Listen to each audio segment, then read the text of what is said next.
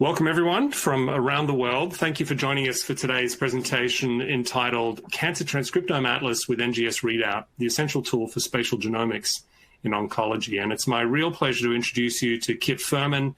He's the GeoMx RNA product manager at NanoString Technologies. And for a complete biography of Kit and all our speakers, you can visit the tab at the bottom of your screen. Now, if you have any questions during the presentation, please submit them in the Q&A box below, and our speaker will respond back to you via email. So please join me in welcoming Kit, and I'll turn the presentation over to him. Hello, thank you for joining. My name is Kit Fuhrman. I am the product manager for the GeoMx RNA assays. Today, I would like to introduce our Cancer Transcriptome Atlas, which is an essential tool for spatial genomics and oncology research. So genomics research has evolved quite considerably over the last 15 years. Bulk gene expression has taught us much about tumor biology. Just like that fruit smoothie on the left, we've had to homogenize the tissue for this to work. Even so, these gene expression signatures has taught us a lot about the state of the tumor, about how it's inflamed, and how we can inform different decisions. So the next iteration was single cell biology, where we were able to pick apart and figure out all the different pieces of fruit that went into the fruit smoothie. We can discern different cell types and different phenotypes and functionality in these cells, but putting it back together is where we struggle right now. Putting it back in the original framework and the original architecture of the tissue is a very difficult task. This is where the power of the digital spatial profiler comes into play. It allows the user to see the spatial landscape and quantify expression across important regions of interest. Today, we are introducing the Cancer Transcriptome Atlas, or what we call the CTA, combined with the NGS Readout for the GeoMx DSP platform. The CTA is the first GeoMx assay to leverage the almost unlimited plex of our new NGS Readout chemistry. We've built reagent probes sets that allow an almost unlimited number of targets to be quantified simultaneously. With the CTA, you can measure 1,834 different mRNA gene transcripts throughout the tumor, immune system, and the microenvironment. Importantly, our technology is not limited by high expressors. DSP enriches for transcripts that are critical to your research, regardless of expression levels. And you can map these gene expression values directly to regions within your tissue. So when designing this probe set, we began by adding in all the important immune targets. The immune system plays a critical role in oncology and in many other diseases. So we included genes involved in the innate and adaptive immune systems. Any researcher studying the immune system, whether in infectious disease or oncology, will find these targets informative. We also layered in targets from our key nCounter panels, including the pan-cancer pathways and IO360 panels. We added clinically relevant gene sets, and we added in metabolic genes. There are a considerable number of metabolic gene targets in this panel, and it allows the researcher to study the metabolic states of the tumor and the immune system. Importantly, we also added in a lot of information and gene targets through community input. We mined both the literature and other presentations and online gene sets in databases to make sure that all the important informative targets were in this panel. Finally, we fully annotated the probe set. This allows the user to bring context to every gene in this atlas. The CTA includes genes to identify critical immune cell types, such as T cells and macrophage subsets. We've also added gene sets that offer insight into immune biology, such as the tumor inflammation set and the PAM50 gene signatures. The Cancer Transcriptome Atlas encompasses over 95 different biological pathways and has many annotations built in.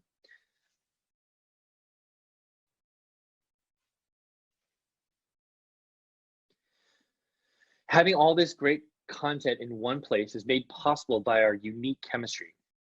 Our probes hybridize directly to transcripts within the formalin-fixed paraffin-embedded tissue section or your fresh frozen tissue section.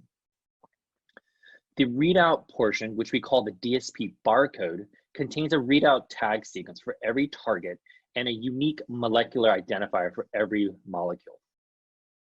We also included the TrueSeq primer regions to make the readout compatible with an Illumina sequencer. The photocleavable linker between the probe and the readout portion is a key part of the DSP platform. We use UV light to collect the DSP barcode for downstream analysis for specific regions of interest. Any project begins with staining a tissue section with the Cancer Transcriptome Atlas probes and is set up to 4 morphological markers, including a DNA stain. This is step 1. The morphology markers can either be antibodies with fluorescent labels or RNAScope probes to visualize individual transcripts.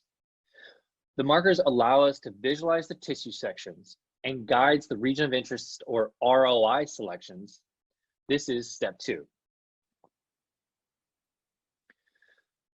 So I would like to take a moment just to talk about the RNAScope probes that we've integrated into the GeoMx workflow.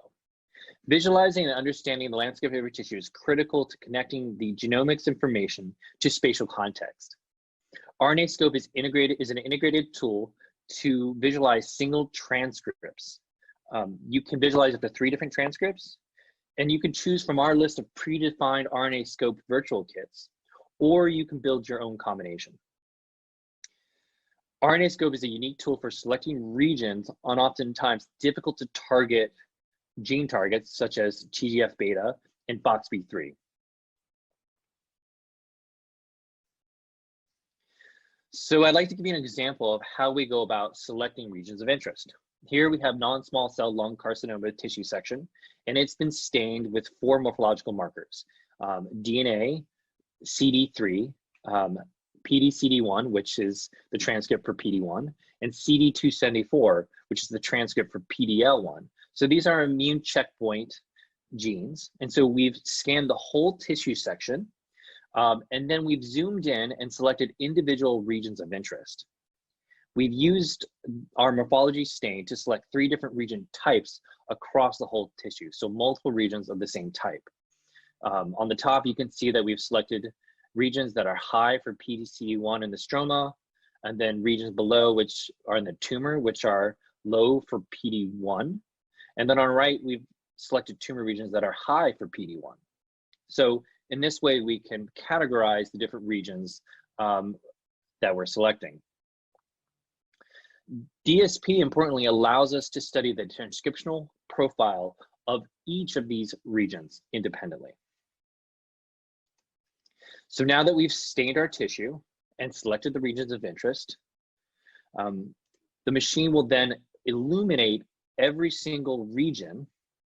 The barcodes, the DSP barcodes, will come off of the tissue. They will be collected by the instrument and deposited in a 96 well collection plate. This process is then repeated for steps 3 and 4 for every single region that the user has selected. At this point, the collection plate is then processed in our library prep and sequenced on the Illumina sequencer. Now that each region is in one well on our collection plate, we can take it and process the DSP barcodes. NanoString provides all the reagents you need to perform the library prep. Then once it's sequenced, we provide all the tools needed to take the data from FASTQ files to analyzing the data. To construct the library prep, NanoString has developed the GeoMx seq code reagent to process and collect the DSP barcode oligos from the CTA assay. We've built an 8-plate set of universal dual index adapters. These indices are properly color balanced indices so that you can process DSP barcodes in the order they are collected. No need to cherry pick wells. Then the system will actually identify how to set up the library prep. We use the dual indices to map the DSP barcodes from the illuminated regions to the resulting genomic CTA gene expression data. We also provide the PCR enzymes with the seq code, along with the well-specific primers The PCR adds the P5 and P7 regions to the library constructs. Once the library is generated, you can pull all of the wells together and run them on an Illumina sequencer. You can multiplex a minimum of 4 wells or all 768 wells from all 8 unique plates.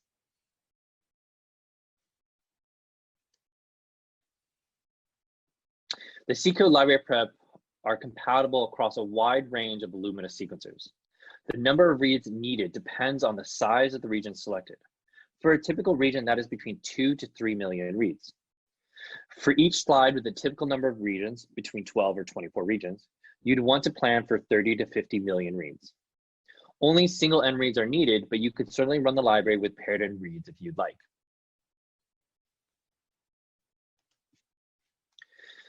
Once the library has been sequenced, NanoString provides the tools to process the FASTQ files and transform them into digital counts. You take the FASTQ files from your Illumina sequencer data run, and then we have an automated data processing pipeline that then converts them into these DCC files. You then will upload these DCC files into the GeoMx platform, and it will connect the gene expression data back to each specific region of interest. You can now build your analysis in DSP in the DSP Data Analysis Suite. On the left-hand side, we have the Slide Explorer. We can add in all the slides from our study. This is a critical part of the platform where you can build these data analyses from multiple sections and multiple slides. So you can build an analysis across large cohorts of samples, from clinical trials, data sets to large internal studies. The software has all the tools to check the quality of your data, normalize your reads, and analyze the data for interpretation. The middle section keeps track of any changes you make to the data and has a list of all the gene annotations that we talked about. You can also visualize your data in interesting and informative ways. Importantly, the software is interactive and the genomics data is always tracked back to the region of interest and the segment that you're working with. So going back to our non-small cell lung carcinoma samples, here we have these 2 region of interest types, PD-L1 high and low regions in the tumor. The DSP data analysis suite can analyze all of the similar regions and then compare the expression profiles between the 2 region types. So here we're looking at, on the right is a volcano plot comparing the CD274 high and the 2 CD274 low regions. And you can get a list of all the differentially expressed genes between those 2 region types. This is just one sample, but you can expand this analysis across a large data set of samples.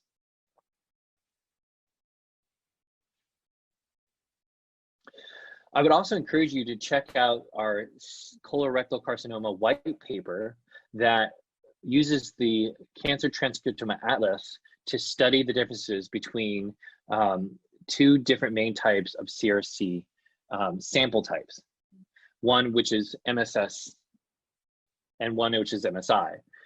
These 2 different clinical annotations have very different outcomes, and we use 3 different profiling types to analyze this set of samples.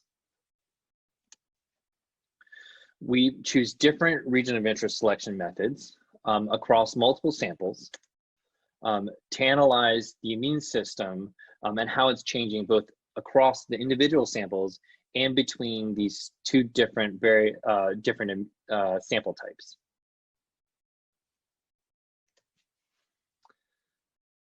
So in review, the Cancer Transcriptome Atlas has an expansive collection of content, over 1,800 genes across 95 annotated pathways.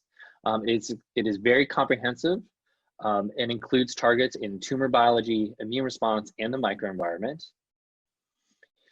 It has critical gene signatures, and you can actually add in targets of interest. It has a minimal sequencing requirement between 30 and 15 million reads per sample. You can try it now in our Technology Access Program, and it's going to ship in August 2020. Thank you for joining this presentation. Thanks, Kit. That's a really exciting new product. Wonderful presentation. We have a number of questions for you now.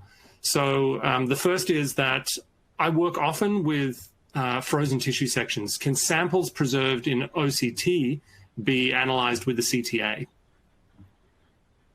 You can use fresh frozen samples that have been processed with OCT on the GeoMx DSP platform. We have a protocol for you to process your OCT or fresh frozen samples to run on the GeoMx RNA assay and the CTA.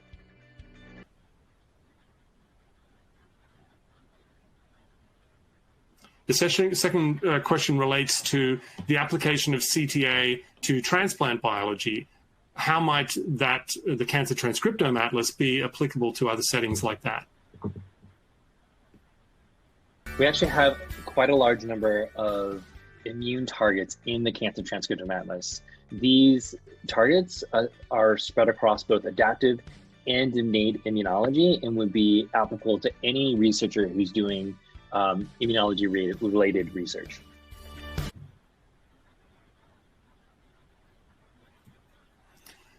Here's a third question for you, Kit. I work with very specific protease genes for my research. Can I add them to the CTA? Absolutely. Customers can add targets on top of the CTA for transgenes or for genes that are not targeted in the CTA. That you can add up to 30 targets to CTA. Okay, we have another question here, which is, my NGS core lab is in another building. How soon after I collect the DSP barcodes should I run the library prep? You can store the collection plate at -20 for as long as you need to, and then you can thaw it and process the library prep on yourself, or you can send it to your Genomics core to do the library prep processing.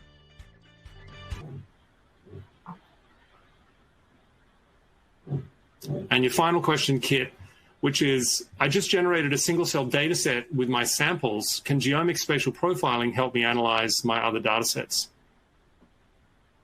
Well, that's a great question. We're sure that you're going to have other genomics data sets that you're going to want to integrate into CTA data. I would actually encourage you to check out a poster here in this virtual oncology conference from Patrick Danaher that actually answers this question.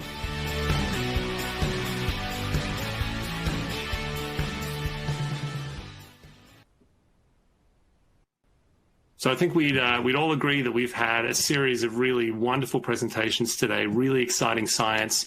And I want to acknowledge and thank all our speakers for participating and sharing this really exciting data with us. I think this is a very exciting and fast-moving field. The new technologies that are emerging are, I think you'll all agree, enabling us to answer questions that were previously just intractable. And so I really look forward to some wonderful new discoveries in this space. I want to also thank you for attending and for making this conference. I want to acknowledge NanoString for putting together this wonderful meeting. And I hope you can all tune in tomorrow for the second day in this virtual oncology conference. Thank you.